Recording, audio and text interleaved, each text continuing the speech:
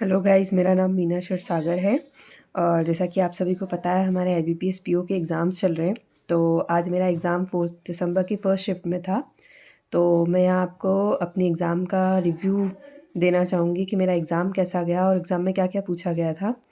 तो without any further discussion हम start करते हैं कि एग्ज़ाम में क्या-क्या आया था। तो सबसे पहले हम इंग्लिश सेक्शन की बात करते हैं। तो इंग्लिश सेक्शन में एक आरसी आया था। 7 मार्क्स के क्वेश्चन थे और इसमें आई थिंक 3 जो थे वो वोकैब के क्वेश्चन थे। और आई थिंक अब तक आप सभी को पता चल ही गया होगा कि इसमें रन्स, डिसफंक्शनल और ब्राइट वर्ड्स के एंटोनिम और सिनोनिम पूछे गए थे। इसके बाद एक पैराजंबल का क्वेश्चन था जिसका आंसर मेरा आया था FDACEB। अब आई डोंट नो कि ये सही है या गलत, बट ये आंसर मेरा आया था। इसके बाद एरर के 5 क्वेश्चंस आए थे और फेज़ रिप्लेसमेंट, जिसमें हमें फ़ेज़ दिया हुआ होता है। लाइक एक फ़ेज़ जो मुझे अभी याद आ रहा है कि शेड्यूल इन टू करके कुछ था एक फ़ेज़। तो ऐसे फ़ेज़ रिप्लेसमेंट के 5 क्वेश्चंस आए थे।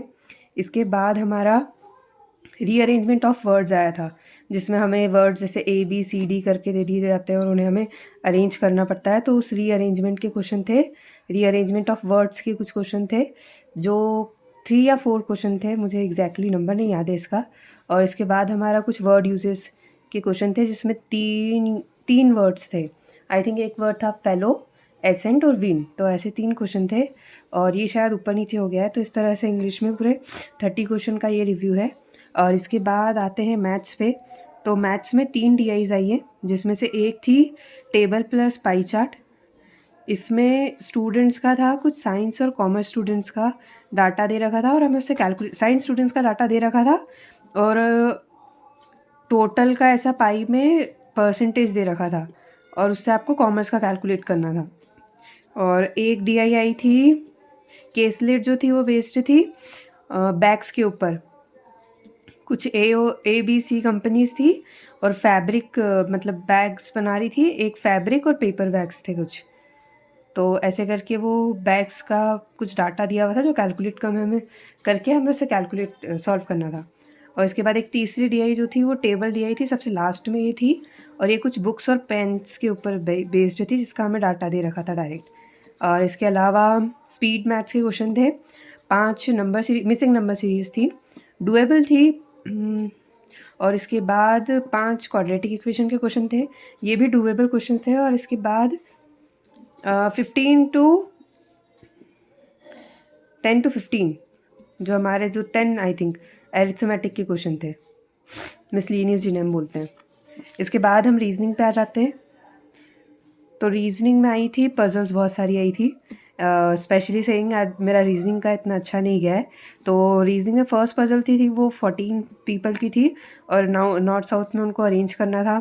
उसके बाद सेकंड पजल 9 पर्सन की थी और ऐसे 3 प्लेसेस में उनको अरेंज करना था। पुणे, मुंबई और बेंगलुरु करके था। और एक जगह मतलब एक प्लेस पे 4 पर्सन हो सकते हैं और 2 से ज़्यादा, 2 से कम नहीं हो सकते और 4 से ज़्यादा नहीं हो सकते, ऐसा करके कुछ था। और ये मेरी बन गई थी, बट 14 पर्सन वाली मेरी नहीं बनी थी।